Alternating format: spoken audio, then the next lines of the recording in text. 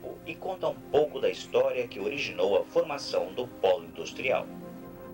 Ao longo dos anos, a cidade de Cubatão vem perdendo parte de sua história. Para resgatar o início da vocação industrial em nosso município, procuramos pessoas que vivenciaram esses momentos.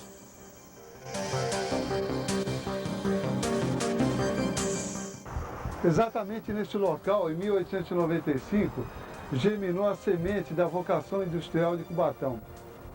Naquele ano, iniciou suas atividades a Companhia Curtidora Max, que se dedicava exclusivamente ao beneficiamento de couro animal destinados ao mercado interno e externo. Nas décadas seguintes, a indústria foi adquirida pelo empresário paulistano Domingos da Costa Muniz, que além do beneficiamento de couro animal, destinou uma linha de produção de pregos, correias, cordas e afins. Com o início da guerra, da Segunda Grande Guerra Mundial, a empresa, já com o nome de Costa Muniz Comércio e Indústria Sociedade Anônima, teve sua produção voltada para a fabricação de correias e cordas destinadas ao Exército Brasileiro. Muito embora o acesso a essa região fosse dificultado, já que o acesso era possível somente pela antiga Estrada Velha, que unia São Paulo à Baixada Santista, ou a antiga linha da SPR, a fábrica era beneficiada por esse local, tendo em vista que boa parte da matéria-prima utilizada vinha daqui mesmo. O tanino, que era largamente utilizado no beneficiamento do couro, era extraído da folha dos manguezais. As caldeiras utilizadas na indústria eram alimentadas por troncos de mangue, colhidos aqui mesmo. Quando o grupo foi adquirido pelo empresário paulistano Raul da Costa Muniz, ou melhor, Domingos da Costa Muniz, a fábrica foi ampliada. Nessa região, nesse trecho, foi construída uma olaria e os tijolos formatados nessa olaria foram utilizados na ampliação da indústria. No início, a indústria utilizava para o escoamento da produção e recebimento de alguma matéria-prima das linhas de trole da antiga Companhia City, uma das antecessoras da atual Sabesp. Essa linha ligava não só o pátio principal da empresa, que se situava nessa área aqui, com a estação de trens na Avenida 9 de Abril, mas também com a indústria e com a principal captação de água da região, que era o Vale do Rio Pilões. Esse é o sopé do Morro Mazagão. Aqui nessa área, a empresa construiu a vila para os seus funcionários. Cerca de 60 empregados e suas famílias residiam nas casas construídas pela empresa. Havia também um clube de futebol com uma sede própria, o Águia Futebol Clube, que durante muitos anos liderou o futebol local, o esporte local. O próprio dono da empresa mantinha uma casa nessa região, em frente à fábrica, e ele com sua família passavam temporadas aqui. Vinham de São Paulo e ficavam ocupando essa casa durante alguns períodos do ano. Nesse local ficava o antigo viaduto de acesso ao bairro do Curtume, ou da Olaria. O bairro era atendido por uma linha férrea de bitola estreita que, após o viaduto, bifurcava. A parte da direita ia até a estação de captação de pilões. O ramal da esquerda atendia a indústria Costa Muniz. E esse ramal se estendia pelo antigo traçado onde hoje é a Avenida Martins Fontes, e ia até a estação ferroviária da Estrada de Ferro Santos Jundiaí. Em 1955, a principal caldeira da empresa e a única em atividade até então, explodiu. E nesse acidente faleceu um dos funcionários da empresa, o senhor Manuel da Cruz. Naquela época, a partir daí, a empresa decidiu mudar as suas atividades, modernizou parte dos seus equipamentos, adquirindo caldeiras que consumiam óleo ao invés de lenha, e passou a destinar sua produção exclusivamente a mangueiras de combate a incêndio, cordas e ainda um pouco de prego. No início dos anos 70, já que as instalações estavam se tornando obsoletas e o custo operacional muito alto, a empresa começou a entrar num regime falimentar, levando ao encerramento de suas atividades por volta de 1980. Após o encerramento das atividades, a área foi invadida e hoje abriga um núcleo habitacional que leva o mesmo nome, Costa Muniz.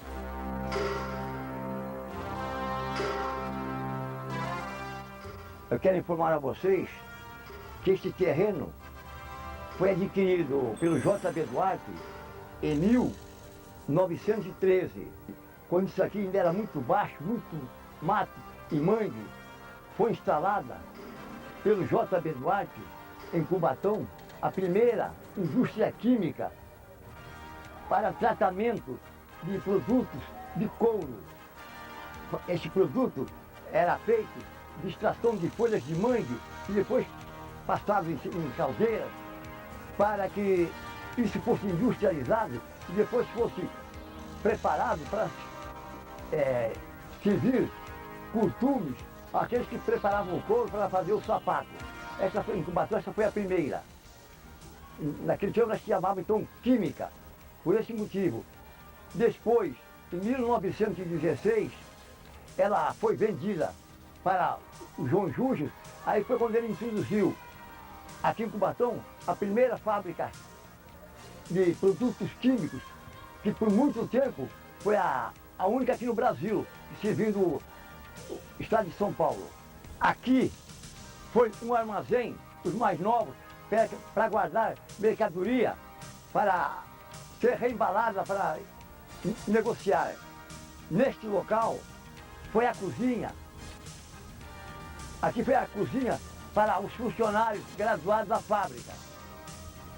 Neste local se instalava a seção de bicarbonato, um produto muito necessário no Brasil. Aqui havia uma estrada que separava para a nova seção. Aqui chamava-se a seção do cristal. E aí oficina mecânica, caixa d'água. Naquele local, almoxarifado para exportar e importar o que fosse necessário para a fábrica. Aqui ao lado, tínhamos a seção de anilina mistura. Depois vinha anilina de fabricação, preto enxofre, bisulfito, hipossulfito, sabão, óleos minerais, óleos industriais. Mais à frente tinha a caldeira de vapor e a estufa para secar tudo que fosse necessário para ficar mais leve, mais enxuto. Estamos aqui em frente a uma das últimas residências, última construção feita pela Companhia de Minas, onde abrigava, naquela ocasião, os químicos que vinham para trabalhar.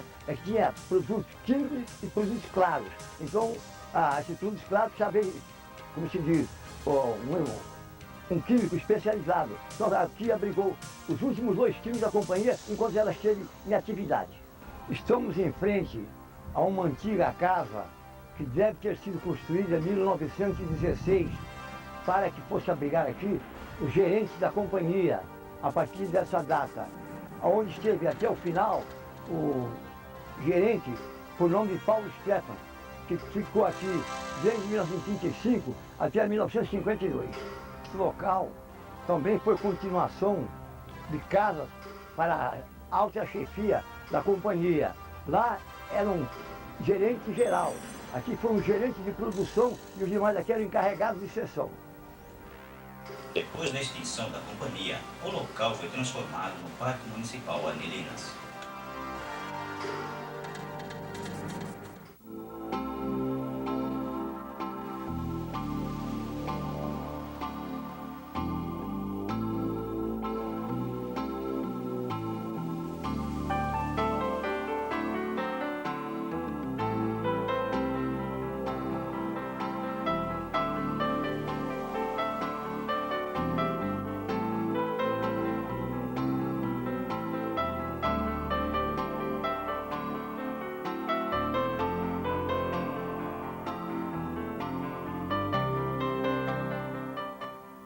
Eu sou Geimiro Cascardi, ex-funcionário da Companhia Santista de Papel. Atuei como chefe do acabamento, expedição, faturamento. Estamos falando da Vila Fabril, da Vila Industrial da Fábrica de Papel Santista, que iniciou em 1922 com 2 máquinas de papel e posteriormente, em 1928, montou a 3ª máquina. A Companhia Santista do Papel foi a 3ª indústria a se instalar em Cubatão. Quando ela aqui chegou, já existia o Curtume e a Companhia Danilinas de Cubatão. A máquina número 2 fazia papel de 30 gramas, 28 e 30 gramas, papel especial para as indústrias eletrônicas como Furucaba, Bosch, Arno. A máquina 3 fazia o chamado feijão com arroz na linha do papel, que é o apergaminhado sulfite para formulários contínuos, para livros, cadernos. E como não existia estrada naquele tempo, tinha estrada de ferro, tinha uma estrada de ferro que passava pelo Tutinga, e o papel era colocado enfardado, embalado, colocado nesses vagões e ia para Cubatão. Na estação de Cubatão ele era transportado para os vagões da SPR, da Estrada de Ferro São Paulo-Raiva, que ia para o Porto de Santos, porque já a Santista exportava para alguns países estrangeiros, inclusive para o Equador, para a capital, Guayaquil, e posteriormente foi feita a estrada de rodagem, aí os transportes passaram a ser feitos por caminhões. E a Santista é a pioneira de papel no estado de São Paulo, foi uma das primeiras a se instalar. Depois vieram Matarazzo, Leão Feff, Simão e outras. E no início, com 3 máquinas, tinha uma produtividade de 100 toneladas dia. Com a instalação da máquina 4 e posteriormente a 5, passou a se produzir 200 toneladas de papel dia. E a fábrica, no início, era a Companhia Fabril. Aí foi comprada pelo Banco Comercial do Estado de São Paulo. Como o banco não pode ter empresa, a fábrica foi colocada à venda e comprada pelo Grupo Zarzur, os três cunhados, Oswaldo Derani, Elias Zobe e Abrão Zarzur. Como antigamente não tinha acesso para trabalhador vir trabalhar na empresa, então a fábrica foi obrigada a fazer essa vila operária para dar habitação para os operários, para ficarem perto da fábrica, para eles poderem ter os operários dentro da fábrica para operar a fábrica. A Vila Operária acabou se transformando numa cidade miniatura, pois aqui nós tínhamos açougue, padaria, mercearia, barbearia, sapataria, salão de festa, diversões.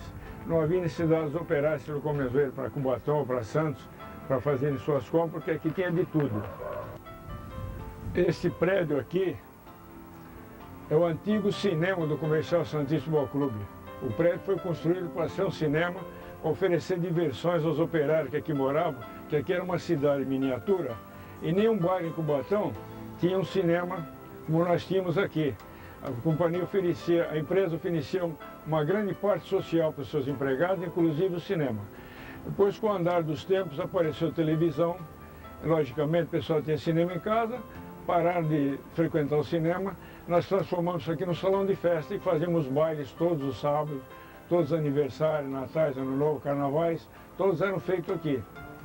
E nessa rua aqui, funcionava aos sábados uma feira. Vinham os feirantes de Santos, instalavam aqui suas barracas, e aqui vendiam frutas, legumes e outros tipos de cereais para a população daqui da vila. O bairro da Fabril era uma vila que pertencia à Santista. Em função da fábrica, tinha o bairro que os trabalhadores moravam nesse bairro. Tinha tudo aqui. Aqui era uma cidade, tinha tudo.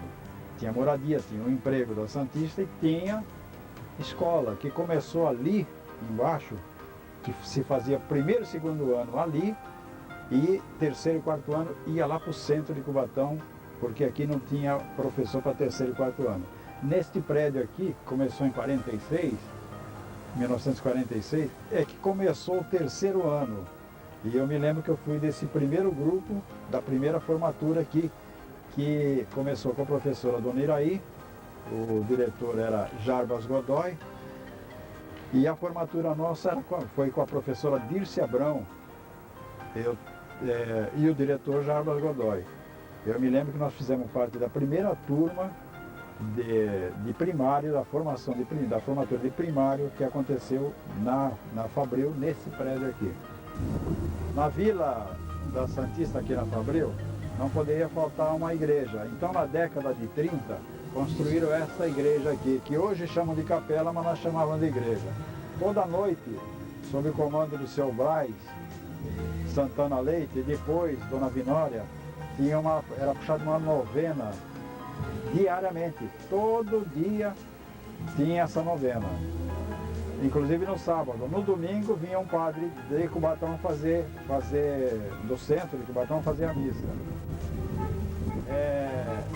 Fiz aqui a minha primeira comunhão em 1947. Esta igreja que parece que estão querendo demolir. Nós vamos fazer tudo para que não aconteça isso. A Companhia Santista continua em atividade, porém sua produção é dividida com outras unidades espalhadas pelo estado de São Paulo.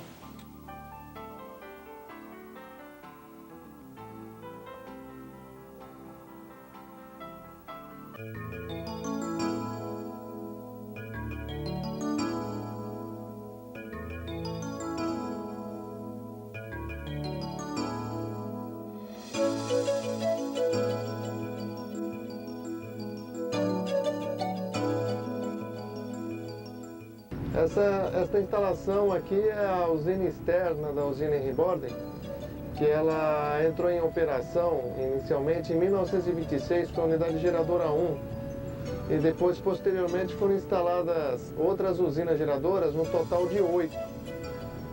Hoje a capacidade da usina externa é de 469 megawatts e o sistema de acionamento das nossas turbinas aqui é o sistema Pelton, que basicamente se resume num desnível de água em relação ao alto da serra.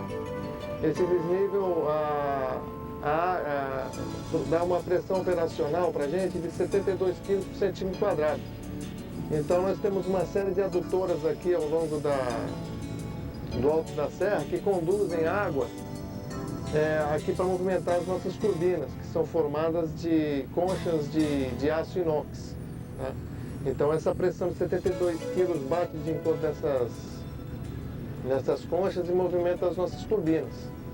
Então nós temos uma energia potencial, que é a barragem do Rio das Pedras, a energia cinética, que é a movimentação da água ao longo das adutoras, transformada em energia mecânica, que é o movimento das turbinas, e depois, posteriormente, uma transformação para energia elétrica, que é o nosso objetivo.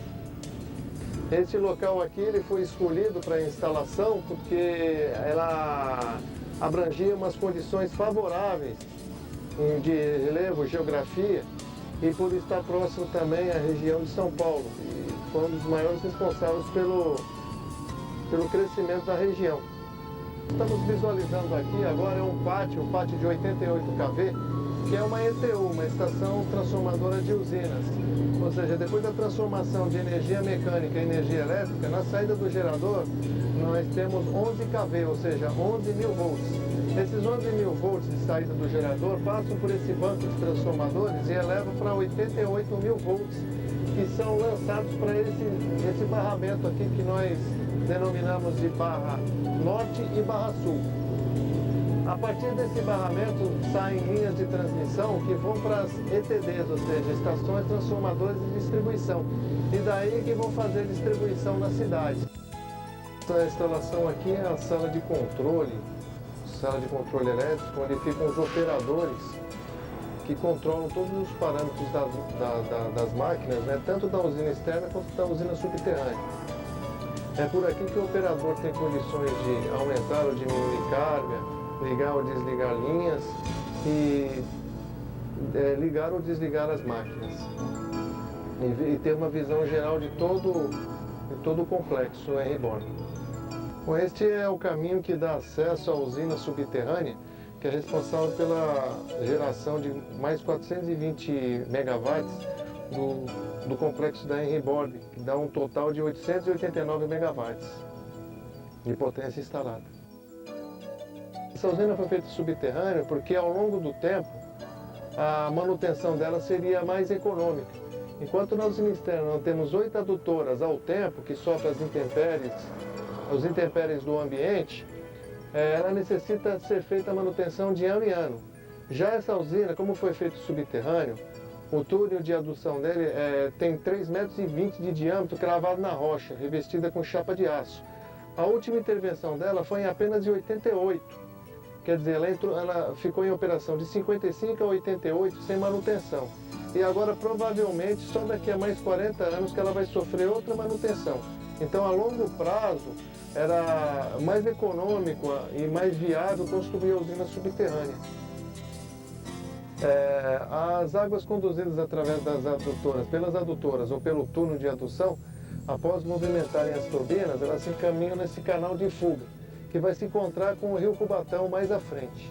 A usina Rimborden, além da importância energética para a Baixada Santista, é para Cubatão um marco da engenharia arquitetônica da época.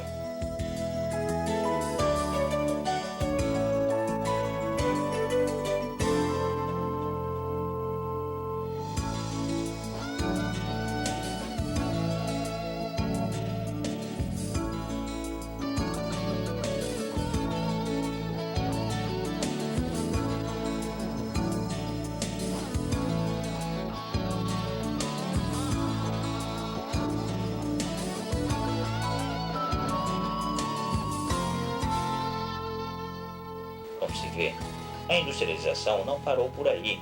Cubatão tem ainda muita história para contar.